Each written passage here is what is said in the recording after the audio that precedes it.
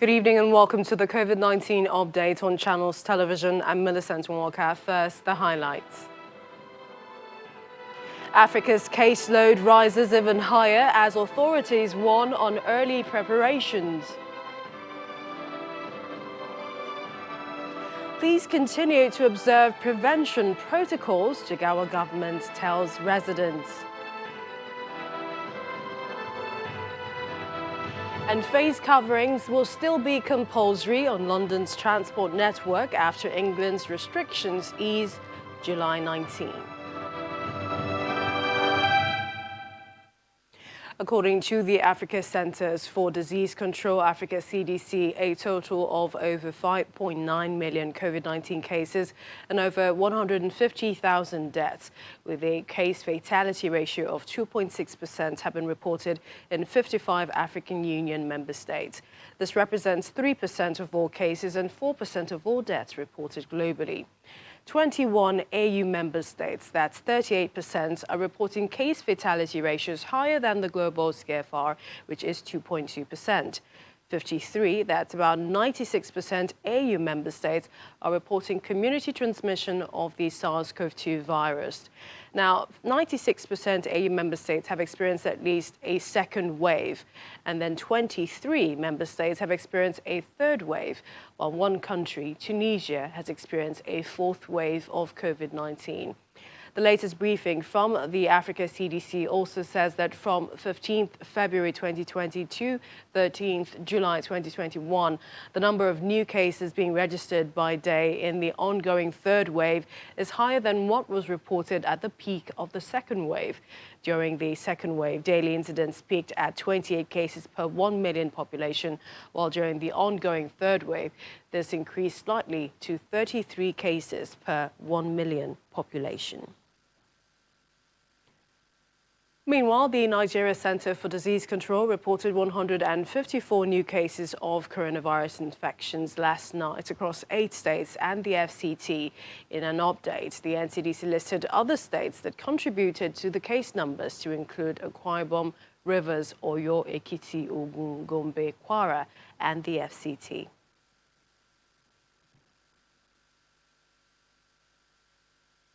COVID-19 infections, especially within the last 1 week, has significantly increased. The latest figures coming from the Nigeria Center for Disease Control are 154 new infections reported from 8 states and the FCT in the last 24 hours.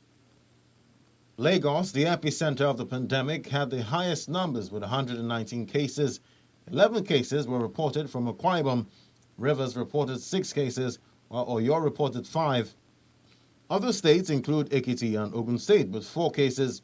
2 cases were reported from Gombe and the FCT, while Kwara had 1 case. The latest update also includes 0 cases from Imo, Kano, Oyo, Plateau, and Sokoto State, as well as data reported from Oyo State on the 11th of July. Nigeria now has a total of 168,867 confirmed cases. 147 people have been discharged in the last 24 hours, raising the total number of recoveries to 164,623. 1 person was reported to have died from COVID-19 complications, increasing the fatality toll to 2,125. Presently, there are 2,119 active cases in the country. All over 2.3 million samples have been tested so far. The latest updates by the National Primary Healthcare Development Agency shows that Nigeria has successfully vaccinated more than 3 million eligible persons across 36 states and the FCT. The country has... The executive director of the agency, Dr. Faisal Shuaib, disclosed this at a media briefing held recently in the country's vaccination progress in Abuja. He also gave a breakdown of vaccine shipments that are expected in the coming months for the second phase of the vaccination exercise. In Africa, there are over 5.9 million confirmed cases and more than 152,000 deaths on the continent. Globally, more than 187 million COVID cases have been confirmed, while deaths have surpassed 4 million. As health authorities continue to sensitize Nigerians on the need to adhere to all preventive measures, the NCDC is reminding all to ensure that they abide by the non-pharmaceutical interventions, including the proper usage of face masks. And people must continue to take the COVID-19 protocol seriously, even after taking the complete dose of the vaccines. This is coming from the Executive Secretary, Primary Healthcare Development Agency in Jigawa State, Dr. Kabir Ibrahim. According to him, residents must continue to sustain the protocols to stay safe in view of the mutating virus. Our correspondent, Sadiq Ilyasu, has more. This is one of the centers where COVID-19 vaccines are administered in Duse, the Jigawa state capital, but now they have run out of stock. With only 80,000 doses administered across the state, out of a population of 6 million, more efforts to stop the spread of the virus, particularly the adherence to safety precautions, is key. Residents are seen going about their businesses without the use of face masks and paying little or no attention to other public health measures. Some of them believe that a full dosage of the COVID-19 vaccine is just enough. The first time I took the first jab, I observed the normal protocol of COVID-19 by washing my hand, putting a face mask. But when I went for the second round, after I discovered I have finished my vaccine, I see no reason why I should continue putting face mask and everything, because some people say when you are taking the second jab, so there's no need for you to be observing the protocol, COVID-19 protocol. So anytime I want to go to a public place, I will observe. But when I'm alone, in my car, I don't think I need to observe it, because when I'm in my car, I'm alone. The Executive Secretary of the Primary Healthcare Agency, however, advises residents not to throw caution to the wind. We still call on people to observe basic sanitation protocols, ensuring that they wash their hands, avoid unnecessary crowds, use face masks when they are in huge crowds, and report any suspected illnesses that they think is related to COVID. According to the latest update by the Nigerian Center for Disease Control, Jigawa State has 536 confirmed cases so far, with 8 persons still on admission. With concerns about the discovery of the Delta variant, it is expected that residents in the state comply with safety precautions in the wake of a possible third wave. From Duse, the Jigawa State capital, Sadiq Ilyasu, Channels Television News. Into Delta State, where the governor, Ifeanyi has urged Nigerians to stop having doubts about the safety of the coronavirus vaccines. According to him, the vaccines have been proven to be harmless, with no reported case of death in the country. He said that out of the 3.94 million doses of the Oxford AstraZeneca vaccine distributed in Nigeria, Delta got about 95,000 doses, which have been fully utilized both in the first and second half. He also notes that as a result of the anti-vaccination campaigns, a lot of people started having some level of hesitancy. But he says that all the doses in Delta State were taken up as they expect additional ones. Now, for more on Nigeria's third wave, or threatening third wave, and the threat of the Delta variant, joining us for more is Dr. Ejike Orji. He is the Chairman, Management Committee, Association for the Advancement of Family Planning. He's also an international development expert. We'd like to thank you for joining us on the program. Thank you, Millicent, for having me. Let's start from the continent, with the Africa CDC reporting the number of new cases being registered by day in the ongoing third wave, said to be higher than what was reported at the peak of the second wave. So essentially, mostly due to the Delta variant. I mean, do we know all there is to know about this variant, and perhaps what we can do to stop it? Yes, I would say there has been a lot of information already from other countries where this variant has been discovered. And one of the key things that we have been hearing is that is also the variant that the current vaccination that we have, especially the one that came to Nigeria, the AstraZeneca, is still able to protect people from it. I think that is a very heartwarming thing. Till now, there hasn't been any confirmed study that it's not working. So this is a good information for Nigerians who have been able to be vaccinated. And then one of the key things that I would say that I have to give kudos to Nigeria is the fact that the NCDC is up in their game. They've been able to do the genome sequencing and discovered that this variant is already in Nigeria. And then I think, if you know, consistently, I have always advised that if we look at the viral diseases, the three main factors you have to look at is the biology, the transmission dynamics, and then most importantly, the human factor or the human behavior. And that's why the virus infections go up and come down. When people become careless, the transmission goes up. When they start obeying the non-pharmaceutical protocols, it comes down. And this is exactly what's going to happen. But the only difference here is that this particular strain is much more transmissible than the previous strains that we have, and also much more deadly. So I would say that, yes, we have enough information. And then for the fact that to have been able to declare that is here, and then all we need to do now is to ramp up our preparations and make sure we're ready for it. Because the normal thing that everybody will be afraid of is oxygen resources. See what happened in India. Because a lot of people feel that the disease even gets to the lungs before you know it. And then people will start desaturation as quickly as that comes to them. So the oxygen resources is one thing that I know. Just before the close of the second wave, the federal government was already ramping preparations to make sure that we have oxygen resources across the country. So we need to make haste and make sure that that is in place right now. If one were to ask, what population is most at risk for the Delta variant, which would you say? Well, I would say it's still the same population before. The elderly, the people with comorbidities are much more, should I say, exposed, and they might be able to succumb to it. Even though now we're seeing it in younger age groups, but by and large, it's still the same group of population are the ones that we must make sure that we protect these things from. But there's no doubt that it's also now attacking younger age groups. Yes, I was also going to mention, because, I mean, we saw a breakout in Ghana, also some countries, children under 12.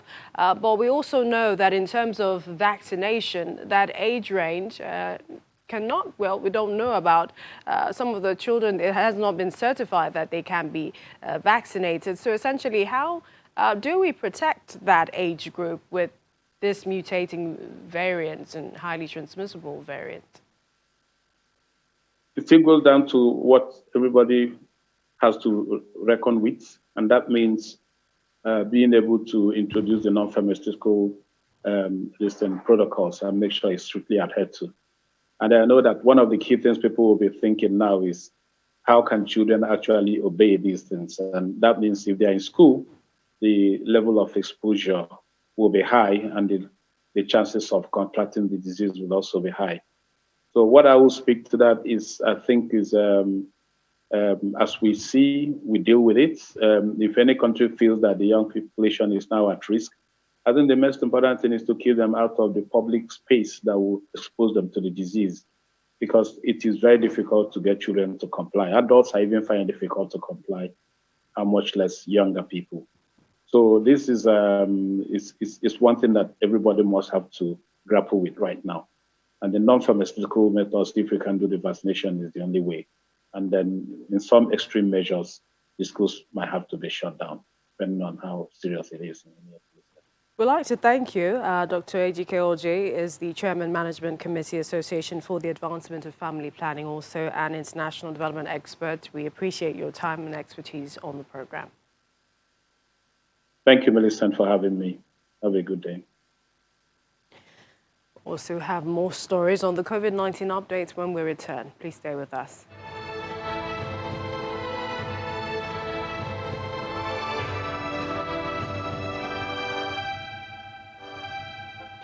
The Katsina State Primary Healthcare Development Agency has vaccinated over 31,000 people in the second phase, while it anticipates additional doses of the vaccines. At least 31,128 people were vaccinated with the Oxford AstraZeneca COVID-19 vaccine in the state in the second phase of the exercise. The state reports that during the exercise, which lasted about 50 days, persons from ages 50 years and those with high morbidities, teachers, as well as other frontline workers were vaccinated. The Executive Secretary of the Katsina State Primary Healthcare Agency, Mr. Shamsuddin Yahaya, speaking in the state capital, says he is impressed with the turnout of people during the second dose exercise. He assures that with the discovery of the Delta variant in the country and the possible third wave of COVID-19, Katsina is ever ready in case of any eventuality. 31,128 people were administered with the second dose. So cumulatively, 106,211 doses were issued for both first and second doses. And right now, we have exhausted all the, vaccines that were given. We have been doing, contact tracing, active case search, and what have you. People that are, the laboratory pillar is also, on ground. We have the capacity to test people. Now, apart from the, Sahel Medical Center, which is a private facility, but under the arrangement of public-private partnership now, another molecular laboratory has been activated in the Federal Medical Center. So we have the capacity to test. And from Katsina to Lagos State, where the government is advocating the need to engage in tree planting and the restoration of the environment as another way to win the war against the coronavirus pandemic. The Lagos State Governor, Mr. Babajide Sanwo-Olu, mentioned this today at the 2021 Annual Tree Planting Day celebration in Lagos. And he says restoring the environment is a critical step in the overall recovery process. According to him, a wave of optimism has emerged globally with the advent of the COVID-19 vaccine and the mass immunization procedures that have begun. He explains that to combat the coronavirus, recovery efforts extend beyond vaccination and suppressing the spread of the virus. The governor adds that 60% of all infectious diseases in humans and 75% of all emergent infectious diseases originate from the transfer of pathogens from animals to humans, and everyone must make efforts to improve their health indices through sustainable green infrastructure.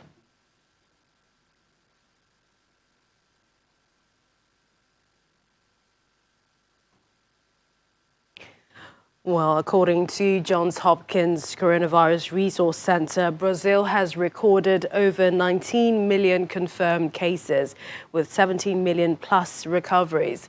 COVID-19 has claimed over 500,000 lives, a total second only to India, in second place after the United States.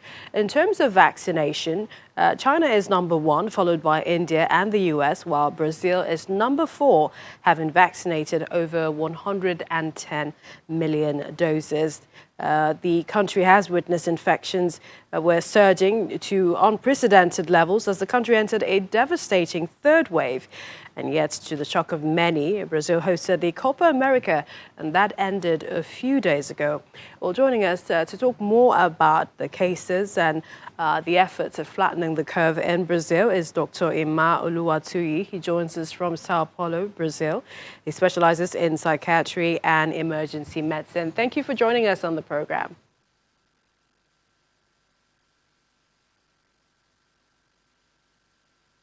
All right, doctor, if you can hear us, please unmute your mic.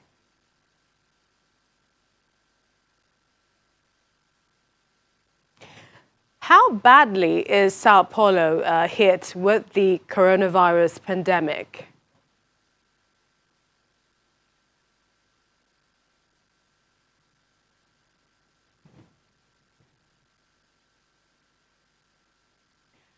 All right, we'll try to reconnect with Dr. Luatuyi, who is in Sao Paulo, Brazil, on the cases there. But 2/3 of UK adults have been fully vaccinated against the coronavirus. A total of over 35 million second doses have been delivered, and 87.4% of UK adults have received at least a first dose. Also, face coverings will still be compulsory on London's transport network after England's restrictions ease on July 19. Masks will no longer be a legal requirement in England from Monday, but will remain compulsory on transport in Scotland and Wales. Most COVID rules in Wales, but not all, will be scrapped from the 7th of August. And this is if the coronavirus rates allow it. Researchers still in the UK are preparing to ace another bleak reality in the fight of the coronavirus pandemic. They're worrying about the upcoming wave. Despite progress made, many nurses in the country are back to putting on high-grade personal protective equipment once again. And this is coming as the UK records 42,000 plus new cases of COVID-19, 49 deaths within 28 days of a positive test. And let's take you to China. That's a country that is the top highest vaccinations in terms of its vaccines that have been administered, over 1 billion. China's National Health Commission says that the country has now carried out 1.4 billion vaccinations. That's as many vaccinations as there are people within China. It's also approximately a fifth of the world's population. Today's statistics suggest around 50% of China's population have received at least one dose, as the data includes first and second vaccine doses. It should also be noted that these statistics include foreign nationals who are based in the country. And the number of COVID-19 deaths in Argentina has surpassed 100,000. Argentina has been one of the hardest hit countries in the region in terms of cases and deaths per capita, with some 4.7 million confirmed infections and a death toll from the pandemic expected to pass the 100,000. Now, people are saying that daily average cases have fallen since a peak last month, and ICU bed occupancy is coming down, though still above 60% nationwide.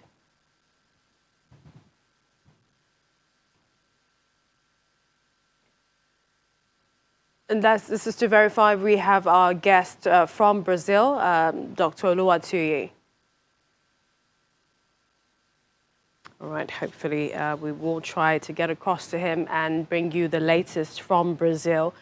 But of course, it's still the program, and we're all being urged to take responsibility, stay safe, and continue to, of course, the non-pharmaceutical interventions. You can visit our website to find more updates, the latest stories. We're having the COVID-19 third wave. The University of Lagos is asking students to be vigilant. And of course, we understand that hostels have been shut there as well due to the fear of the coronavirus. We also know there are several other stories on our website. Politics, sports, business.